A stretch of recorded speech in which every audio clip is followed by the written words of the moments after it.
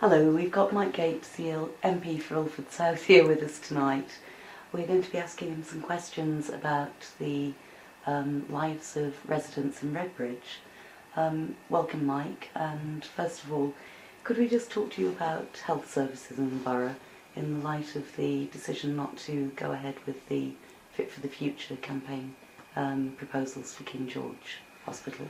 Well, first of all, I think we've won a great victory. Over the last year and a half, we've campaigned against some absolutely stupid, mad proposals which would have got rid of our accident emergency and also all planned operations at King George Hospital.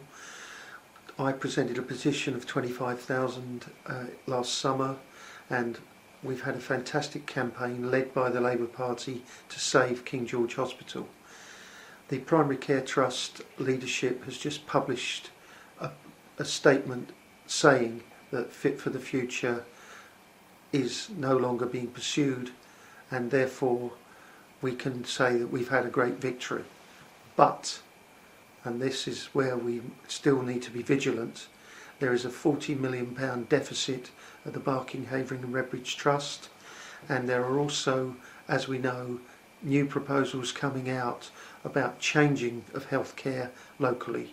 So we've got to keep our eyes on this, and we've got to make sure that any changes which are inevitable with new technologies and drugs and new ways of working are in the benefit and in the interests of the people of Ilford, and that we keep a local hospital, our local King George Hospital, that it will not be closed, it will not be salami sliced out of existence, but it will continue to serve the people of Ilford, as well as improving the doctors' services and the other primary care services for the people of Ilford.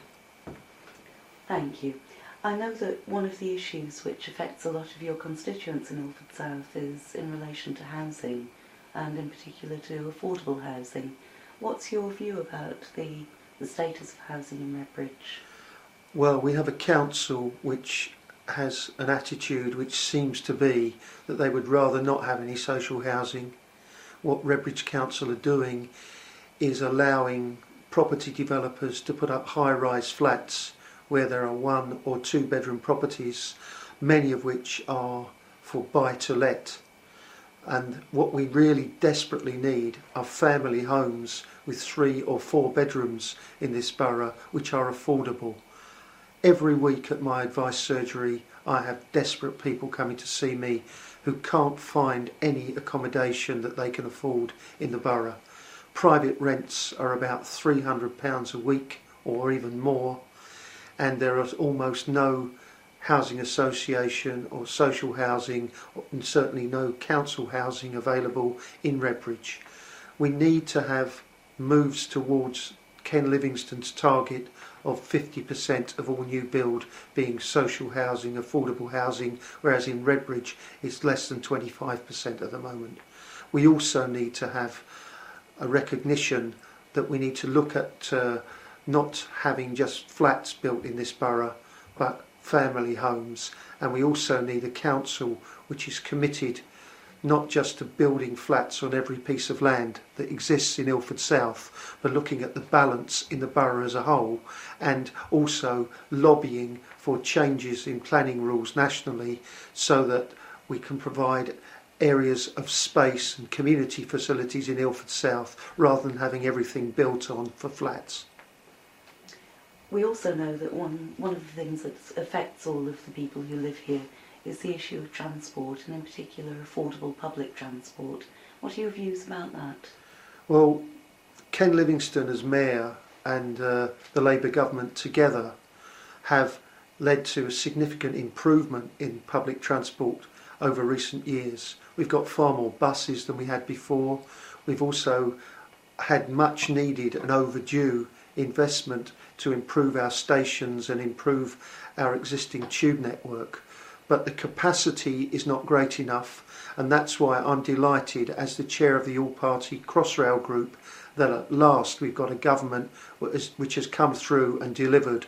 We have now got the Crossrail bill through the House of Commons, and it now goes to the Lords. When it's through the Lords next year, we will get the royal assent, we will get it so that they can start the building of Crossrail. Crossrail will mean longer platforms and improved facilities, and the stations in Ilford, in Goodmayes, in Seven Kings, in Chadwell Heath, and it also means that there will be an increase in capacity overall in London of about 40% for people travelling from east to west across London.